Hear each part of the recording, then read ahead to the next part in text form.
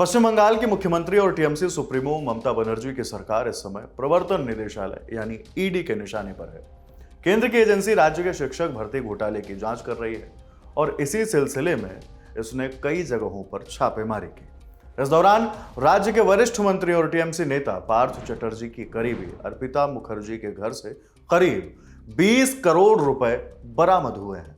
इसके साथ ही विदेशी मुद्रा में 50 लाख से अधिक रुपए, 20 मोबाइल फोन और कथित आपत्तिजनक दस्तावेज जब्त किए गए हैं। ईडी ने मुखर्जी को गिरफ्तार कर लिया है। आइए जानते हैं कि आखिर कौन है अर्पिता मुखर्जी और ये मामला क्या है। अर्पिता मुखर्जी एक एक्ट्रेस और मॉडल है। उन्होंने बांग्ला, ओडिया और तमिल फिल्मों में काम किया है। हालांकि अपने फिल्मी करियर में उन्होंने ज्यादातर साइड रोल ही किए हैं। इससे पहले वह मॉडल थी। टाइम्स ऑफ इंडिया की रिपोर्ट के मुताबिक मुखर्जी ने साल 2004 में मॉडलिंग से अपने करियर की शुरुआत की थी। इसके कुछ साल बाद उन्होंने पाटुली और बारानगर में 3 नेल सैलून खोले थे। मॉडलिंग के दौरान ही उन्हें बंगाली फिल्मों में छोटे मोटे रोल मिलने शुरू हो गए थे। अर्पिता मुखर्जी को लेकर यह भी दावा किया जा रहा है कि वे ममता सरकार में मंत्री पार्थ चटर्जी की करीबी हैं। दरअसल पार्थ चटर्जी दक्षिण कोलकाता में लोकप्रिय दुर्गा पूजा समिति नक्टला उदयन का संचालन करते हैं। यह कोलकाता की सबसे बड़ी दुर्गा समितियों में से एक है।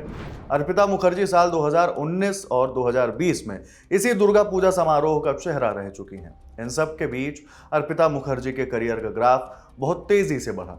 पहले वह बेलघारिया के दीवानपारा में छोटे से घर में रहती थी।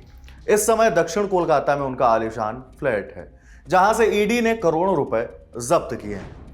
मुखर्जी की 3 फिल्मों के निर्देशक रहे अनूप सेनगुप्ता ने कहा कि मैं मामा भागने 2010 फिल्म में हीरोइन की दोस्त के लिए एक लड़की तलाश रहा था। तभी किसी ने अर्पिता से मेरा परिचय कराया। साल 2011 में उन्होंने मेरी बांग्ला बचाओ फिल्म में काम किया था।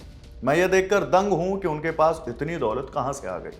उस समय उनके पास सिर्फ एक सेकेंड हैंड कार थी, उसी से वे काम पर आती थी। मुखर्जी की एक बहन है जो कि शादीशुदा है और उनकी मां बेलघारिया के पुराने घर में रहती हैं। उनकी मां मिनाती मुखर्जी ने टाइम्स ऑफ इंडिया को बताया, अर्पिता हफ्ते में 2 बार मुझसे मिलने आती थी। मेरे पति की केंद्र सरकार में नौकरी थी। उनके निधन के बाद अर्पिता को वो नौकरी ऑफर की गई थी, लेकिन उन्होंने मना कर दिया। वह मॉडलिंग और एक्टिंग कर रही थी। उन्होंने उड़िया फिल्मों में काम किया। उनका अपना एक प्रोडक्शन हाउस भी था।